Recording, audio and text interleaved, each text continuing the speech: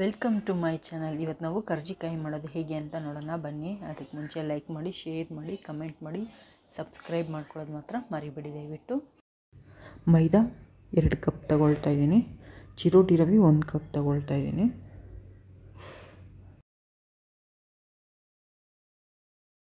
ಒಂದು ಕೊಬ್ಬರಿ ಅದನ್ನು ತುರ್ಜಿ 2 ಕಪ್ ತಗೊಳ್ತಾ ಇದ್ದೀನಿ. ಮತ್ತು ಸಕ್ಕರೆ 4 ಕಪ್ಪು ಪೌಡ್ರ್ ಮಾಡ್ಕೊಳ್ತೀನಿ. ಕಡಲೆಬೀಜ ಸಿಮ್ಮಲ್ಲಿಟ್ಟೇ ಹುರ್ಕೊಂಡು ಅರ್ಧ ಕಪ್ ತಗೊಳ್ತಾ ಇದ್ದೀನಿ. ಹುರ್ಗಡ್ಲೆ ಅರ್ಧ ಕಪ್ಪು.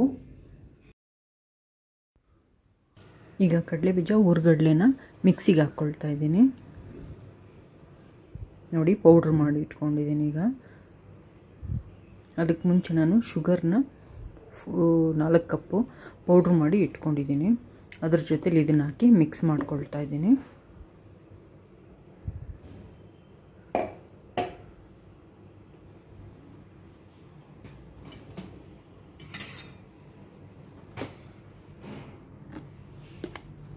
ಇದನ್ನು ಮಿಕ್ಸ್ ಮಾಡಿಕೊಂಡು ಒಣ ಕೊಬ್ಬರಿ ತೊಗೊಂಡಿದ್ನಲ್ವ ಅದನ್ನು ಇದಕ್ಕೆ ಹಾಕಿ ಮಿಕ್ಸ್ ಮಾಡ್ಕೊಳ್ಳೋಣ.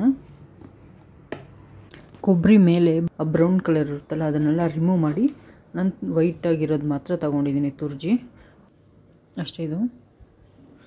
ಇದನ್ನು ಹಾಕಿ ಚೆನ್ನಾಗಿ ನಾವು ಮಿಕ್ಸ್ ಮಾಡ್ಕೊಳ್ಳೋಣ.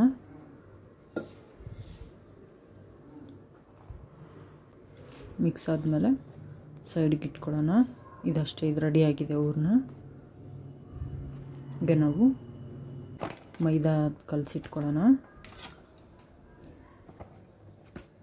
2 ಕಪ್ ಮೈದಾಗೆ 1 ಕಪ್ ಚಿರೋಟಿ ತಗೊಳ್ತಾ ಇದ್ದೀನಿ.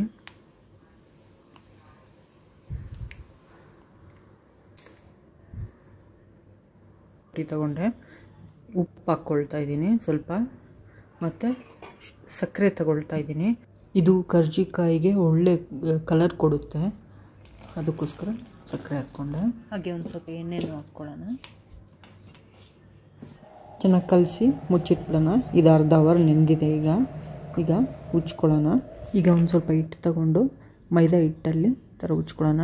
ಆಮೇಲೆ ಹಿಟ್ಟು ಎತ್ಕೊಂಡ್ರೆ ಹಾಗೆ ಮುಚ್ಚಿಡಬೇಕು, ಗಾಳಿಗೆ ಬಿಟ್ಟರೆ ಅದು ಗಟ್ಟಿಯಾಗಿಬಿಡುತ್ತೆ. ಅದಕ್ಕೋಸ್ಕರ ಈ ಮೋಲ್ಡ್ ಇದಲ್ವ, ಮೋಲ್ಡ್ಗೆ ಎಣ್ಣೆ ಸೋರ್ಕೊಂಡು ಇದನ್ನು ಹಿಟ್ಟನ್ನು ಇಟ್ಕೊಳ್ಳೋಣ. ಇಲ್ಲಿ ಇಟ್ಕೊಂಡು ಈ ಥರ ಹಳ್ಳ ಮಾಡಿಕೊಂಡು ಹೂರ್ಣ ಹಾಕೋಣ.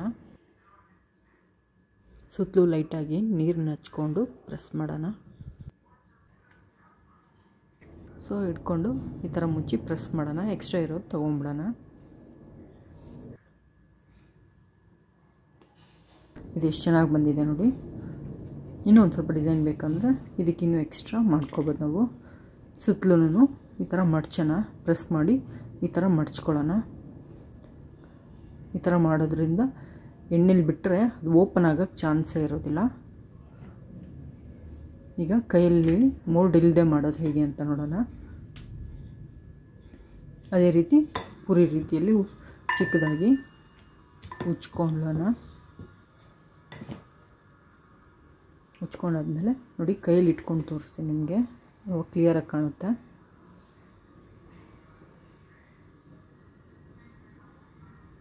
ಈಗ ಹೂರ್ಣ ಹಾಕ್ಕೊಂಡು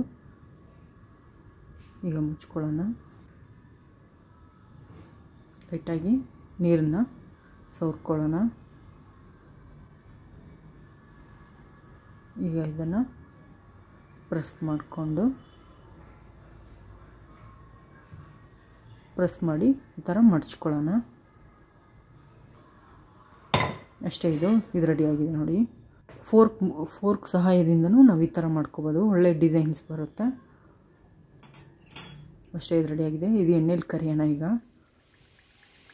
ಎಣ್ಣೆ ಕಾದಿರುತ್ತಲ್ವ ಆವಾಗ ಇದನ್ನು ಹಾಕಬೇಕು. ಎಣ್ಣೆ ಕಾಯೋಕ್ಕೆ ಮುಂಚೆ ಹಾಕ್ಬೇಡಿ. ಮೀಡಿಯಮ್ ಸೈಜಲ್ಲಿ ಇಟ್ಕೊಂಡು ನಾವು ಇದನ್ನು ಹುರ್ಕೊಳ್ಳೋಣ. ಆವಾಗಲೇ ಕ್ರಿಸ್ಪಿಯಾಗಿ ಬರೋದು. ಹೈಯಲ್ಲಿ ಇಟ್ಕೊಂಡ್ರೆ ಅಷ್ಟು ಗರಿಯಾಗಿ ಬರೋದಿಲ್ಲ. ಆಮೇಲೆ ಒಳಗಡೆದೆಲ್ಲ ಬೇಯೋದು ಆ ಥರ ಚೆನ್ನಾಗಿರಲ್ಲ. ಮೀಡಿಯಮ್ ಉರಿಯಿಂದ ಇಟ್ಕೊಳ್ಳೋಣ. ನಾವು ಇದನ್ನು ಹುರ್ಕೊಳ್ಳೋಣ. ಕಲರ್ ಚೇಂಜ್ ಆಗೋವರೆಗೂ ಚೆನ್ನಾಗಿ ಹುರ್ಕೊಳ್ಳೋಣ. ಅಷ್ಟೇ, ಇದು ರೆಡಿಯಾಗಿದೆ ನೋಡಿ. ಎಷ್ಟು ಕ್ರಿಸ್ಪಿಯಾಗಿ ಎಷ್ಟು ಚೆನ್ನಾಗಿ ಬಂದಿದೆ. ನೀವು ಟ್ರೈ ಮಾಡಿ, ತುಂಬ ಚೆನ್ನಾಗಿರುತ್ತೆ. Thank you for watching.